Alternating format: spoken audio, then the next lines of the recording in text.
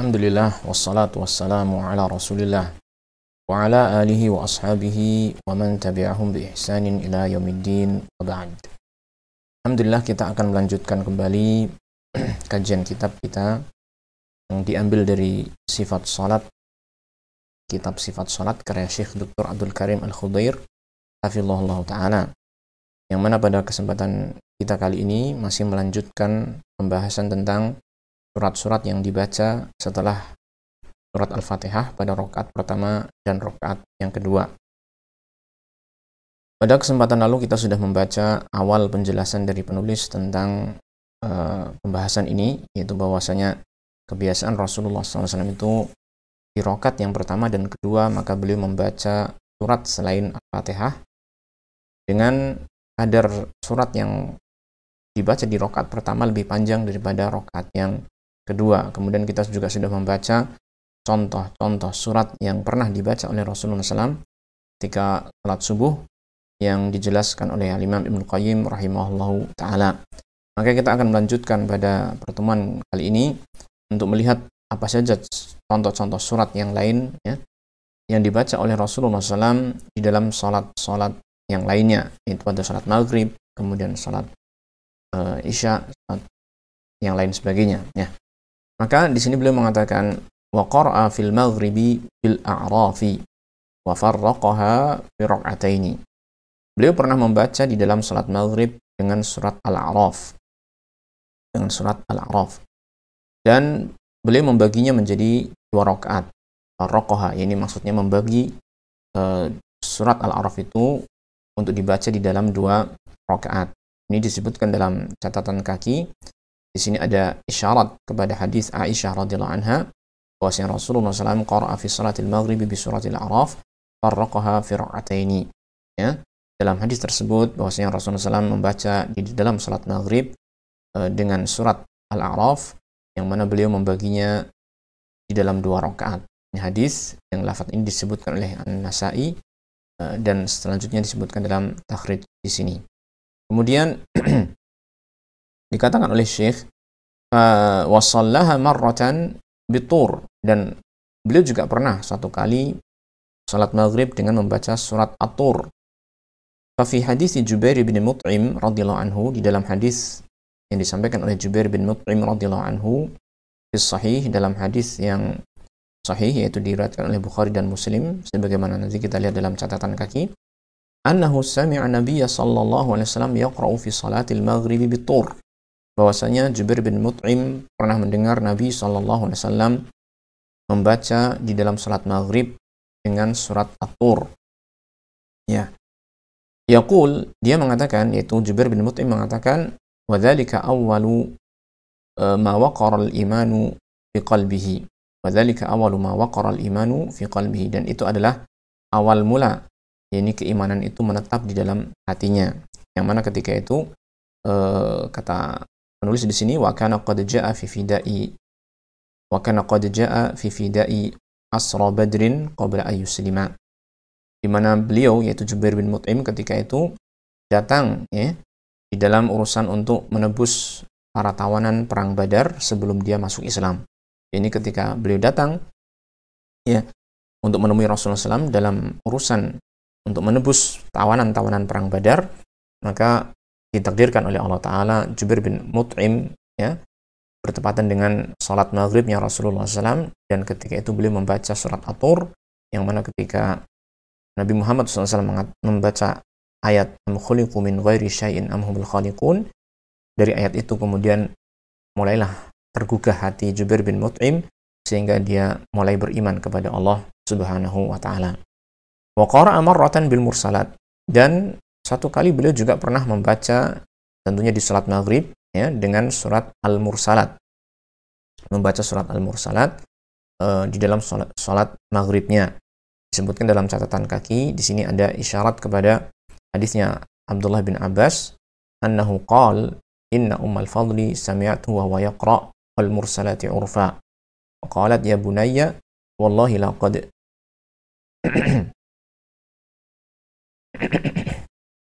wallahi laqad dzakkartani biqira'atika hadhihi surata innaha la akhiru ma sami'tu min Rasulillah SAW yaqra'u biha fil maghrib, akhrajahu al-Bukhari wa Muslim.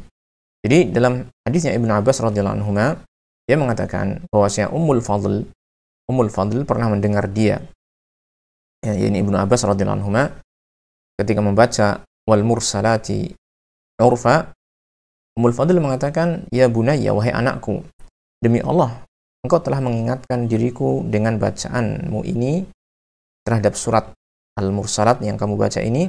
Innaha la akhiru ma sami'tu min Rasulillah SAW. Sesungguhnya surat itulah yang paling akhir aku dengar dari Rasulullah SAW ketika beliau membacanya di dalam salat maghrib. Ini ketika Abdullah bin Abbas radhiyallahu anhu membaca surat Al-Mursalat, mengingatkan Ummul Fadl, ya,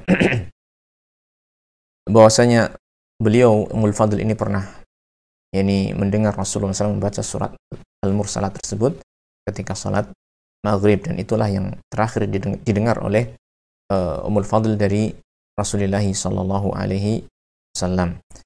Kemudian wa qara'a bit-tini waz-zaitun, beliau juga pernah membaca surat At-Tin, ya, wat-tini waz-zaitun, wa kana yaqra'u fiha bi qisaris suwari minal mufassal, dan beliau juga seringkali membaca di dalam salat maghrib tersebut, di dalam salat maghrib tersebut dengan surat-surat yang termasuk qisarul mufassal. Qisarul mufassal ini adalah istilah, ya, istilah dari surat-surat dalam Al-Quran, di mana al-mufassal diterangkan oleh para ulama, walaupun terjadi perbedaan pendapat di kalangan mereka. Al-mufassal adalah surat-surat dalam Al-Quran yang dimulai dari surat Qaf sampai akhir Al-Quran. Disebut dengan mufassal karena banyaknya pemisah antara surat-surat tersebut.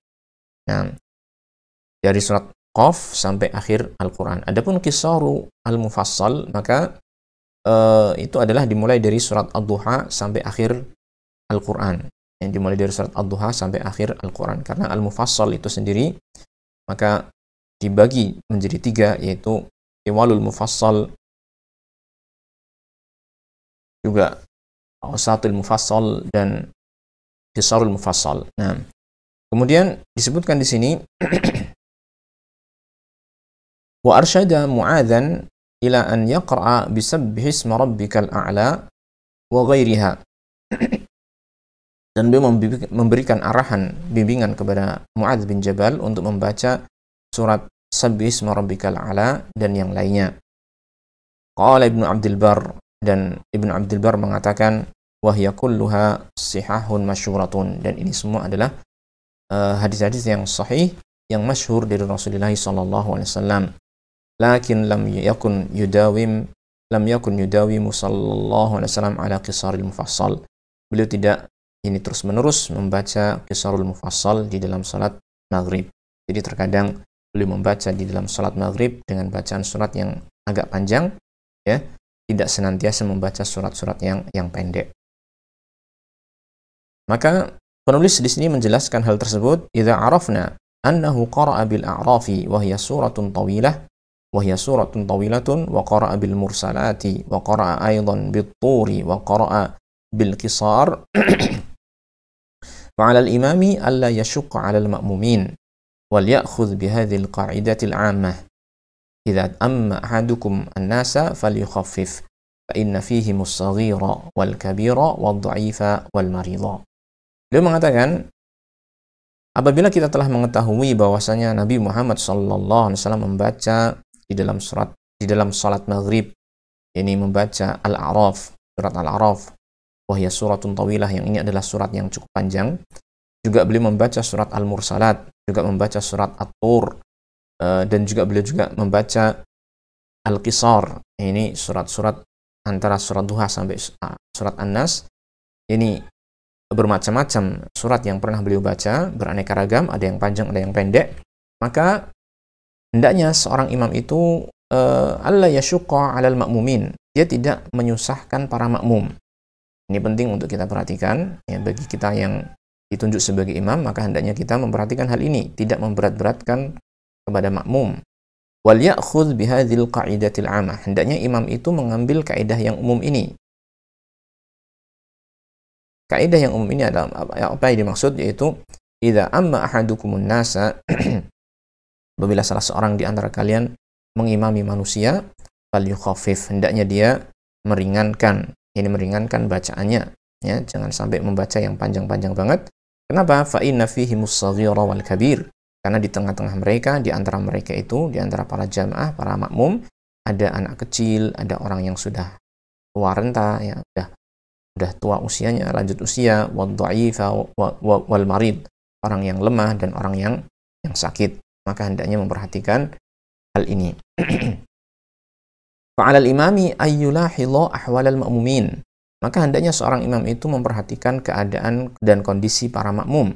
Wa yaf'alus sunnah, dan dia juga melakukan sunnah. Fayati bittiwali ahyanan wa bighairiha ahyanan ukhra. Kadang-kadang dia membaca dengan surat yang panjang dan kadang-kadang dengan surat yang lainnya, yaitu yang tidak begitu panjang. Wala yashukku 'alan nasi hatta la yastathqilus salata wa yamalluha. Dan hendaknya dia tidak memberat-beratkan atas manusia, ya, sehingga mereka merasa keberatan untuk melaksanakan salat berjamaah dan mereka merasa bosan untuk melaksanakan salat berjamaah. Maka hendaknya para imam memperhatikan hal ini. Kemudian penulis mengatakan wa thabata fil muwatta, dan telah tetap sebuah riwayat di dalam al-muwatta, muwatta'nya Imam Malik rahimahullah taala, an Abi Bakr radhiyallahu anhu, dari sahabat Abu Bakar radhiyallahu anhu, annahu kana yaqra'u ba'da al-Fatihati fi ar-rak'ati ats-tsalitsati min al-maghribi qawluhu 'azza wa jalla rabbana la tuzigh qulubana ba'da idh hadaitana wa hab lana min ladunka rahmah innaka antal wahhab, dalam surat Ali Imran ayat yang ke-8. Bahwasanya Abu Bakar radhiyallahu anhu, beliau pernah membaca di dalam rakaat yang ketiga salat maghrib, setelah membaca surat Al-Fatihah, beliau membaca firman Allah Ta'ala, ini ayat dalam surat Ali Imran ayat yang ke-8, membaca Rabbana la tuzigh qulubana ba'da idh hadaitana wa hab lana min ladunka rahmah innaka antal wahhab. Nah, maka wa yarawna anna hadza bimathabatil qunut, maka para ulama memandang bahwasanya ini yang dibaca oleh Abu Bakar radhiyallahu anhu ini sekedudukan dengan bacaan qunut, ya. Jadi dianggap oleh para ulama atau disetarakan oleh para ulama sebagai semisal bacaan qunut, li'annaha ayatun tatadammanu du'a, li'annahu ayatun tatadammanu du'aan, karena ayat tersebut ini sebuah ayat yang mengandung doa, permintaan kepada Allah Ta'ala. Coba kita lihat, maka di sana terkandung makna doa. Rabbana la tuzigh qulubana, wahai Tuhan kami, janganlah Engkau ini menyimpangkan hati-hati kami, ba'da idh hadaitana, setelah Engkau memberikan petunjuk kepada kami, wa hab lana min ladunka rahmah, dan berikanlah, anugerahkanlah kepada kami dari sisi Engkau ini rahmat, anugerahkanlah rahmat kepada kami dari sisi Engkau, innaka antal wahhab, sesungguhnya Engkau adalah maha memberi anugerah. Maka ayat itu berisi doa, sehingga para ulama memandang Abu Bakar ketika membaca ayat ini seakan-akan beliau sedang membaca qunut. Wal maghribu thabata annaha witrun nahar, sedangkan salat maghrib telah tetap bahwasanya salat maghrib itu bagaikan witirnya siang hari, bagikan salat witirnya untuk salat yang dilaksanakan pada siang hari. Wa hadha amalul khalifatir rasyidil musaddadil ladzi umirna bil iqtida'i bihi, dan ini adalah amal perbuatannya khalifah yang lurus, ya, yang mendapatkan petunjuk, yang kita diperintahkan juga untuk meneladani beliau. Falau fu'ila hadza iqtida'an bihadzal khalifatir rasyidi fala ba'sa, apabila hal ini dilaksanakan dalam rangka untuk meneladani khalifah yang lurus ini, maka itu pun tidak mengapa. Artinya apabila kita ingin meneladani Abu Bakar As-Siddiq radhiyallahu anhu di dalam membaca ayat ini di rakaat ketiga salat maghrib, maka itu tidak mengapa, karena memang beliau termasuk seseorang yang kita diperintahkan untuk meneladaninya. Walau turikat bi'tibariha la yathbutu fiha syai'un marfu'un fal amru fi sa'atun. Dan seandainya hal itu ditinggalkan, ini perbuatan tersebut ditinggalkan dengan anggapan atau dengan tinjauan bahwasanya tidak ada sesuatu pun yang marfu, ya, tentang hal tersebut dari Nabi Muhammad SAW, maka fal amru fihi sa'atun, maka perkaranya sebenarnya adalah perkara yang sangat longgar. Maksudnya ini perkara yang silakan apabila melaksanakan tidak apa-apa, apabila tidak melaksanakan juga tidak mengapa, karena ini perkaranya adalah perkara yang longgar. Yang tidak melaksanakan dengan anggapan tidak ada dari Rasulullah SAW, maka silakan. Yang melaksanakannya karena mencontoh Abu Bakar radhiyallahu anhu pun itu tidak mengapa, dan semuanya adalah kebaikan insyaallah taala. Kemudian dilanjutkan oleh penulis, wa ammal isya'ul akhirah, wa ammal isya'ul akhirah, adapun isya yang terakhir yaitu salat isya, faqara'a fiha sallallahu alaihi wasallam bit-tini waz-zaitun, maka Rasulullah SAW membaca di dalam salat tersebut dengan surat At-Tin, wat-tini waz-zaitun. Wa waqqata li Mu'adz bin Jabal radhiyallahu anhu bisyamsi wa duhaha wa sabbih isma rabbikal a'la wal laili idza yaghsha wa nahwiha. Dan Nabi Muhammad sallallahu alaihi wasallam pernah menentukan untuk Mu'adz bin Jabal ya ketika salat Isya agar membaca surat Asy-Syams, kemudian surat Al-A'la, sabbih isma rabbikal a'la, atau surat Al-Lail wal laili idza yaghsha wa nahwiha, atau surat yang misalnya ya. Wa ankara alaihi qira'at al-Baqarati, dan beliau pernah mengingkari kepada Mu'adz bin Jabal ya bacaan yang dia baca di dalam salat Isya dengan membaca surat Al-Baqarah. Dan beliau mengatakan, wa qala lahu, beliau mengatakan, afattanun anta ya Mu'adz, apakah engkau wahai Mu'adz ingin membuat fitnah ya, ingin membuat fitnah, ini kekacauan di tengah-tengah masyarakat, yakni karena ini pernah terjadi di sini diterangkan, li'annahu qara'a surat Al-Baqarah fi salatil Isya, dia pernah membaca surat Al-Baqarah di dalam salat Isya, ini mengimami jamaah, padahal wa ta'akhkhara 'ala nas, padahal dia telah datang terlambat, ya kan? Haitsu kana yusalli ma'an Nabi sallallahu alaihi wasallam, karena dia sebelumnya itu melaksanakan salat bersama Nabi sallallahu alaihi wasallam, salat Isya. Jadi pernah Mu'adz bin Jabal itu salat Isya bersama Nabi Muhammad sallallahu alaihi wasallam terlebih dahulu, kemudian setelah selesai baru pulang dan mengimami masyarakatnya salat Isya. Tsumma ya'ti fa yusalli bin nas. Dia datang ke masyarakatnya, ke kampungnya ya, kemudian mengimami manusia salat Isya.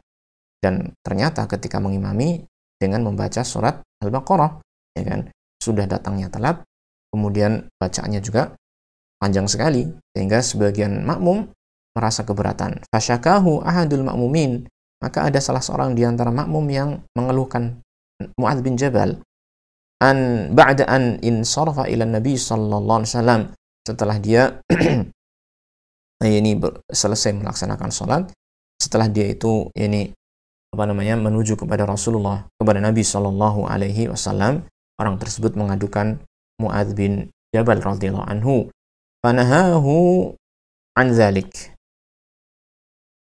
Maka Nabi Muhammad sallallahu alaihi wasallam melarang Mu'adz dari hal tersebut, yaitu melarang membaca surat-surat yang panjang seperti surat Al-Baqarah. Wa waqqata lahu hadhihi suwar, dan beliau sallallahu alaihi wasallam menentukan untuk Mu'adz bin Jabal surat-surat tersebut di atas, yaitu Asy-Syams, kemudian Al-A'la, Al-Lail, dan yang semisalnya. Ini yang dibaca ketika salat Isya. Wa ammal jumu'atu, adapun pada salat Jumat, fakana yaqra'u fiha bi suratayil jumu'ati wal munafiqin kamilatain.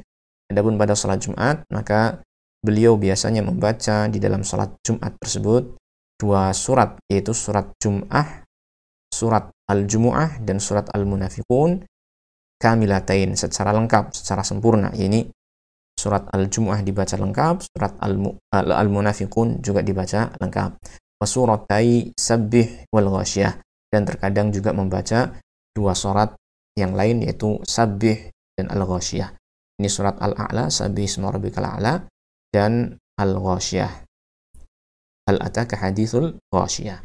Nah, inilah ya di antara yang datang dari hadis-hadis yang menjelaskan tentang bacaan apa saja, surat-surat yang dibaca setelah membaca surat Al-Fatihah yang datang dari Rasulullah sallallahu alaihi wasallam. Semoga Allah Ta'ala memberikan ilmu yang bermanfaat kepada kita, taufik untuk mengamalkannya, dan keistiqomahan di dalam agama Islam. Wassallallahu wasallam ala nabiyyina Muhammadin wa ala alihi wa sahbihi ajma'in walhamdulillahi rabbil alamin.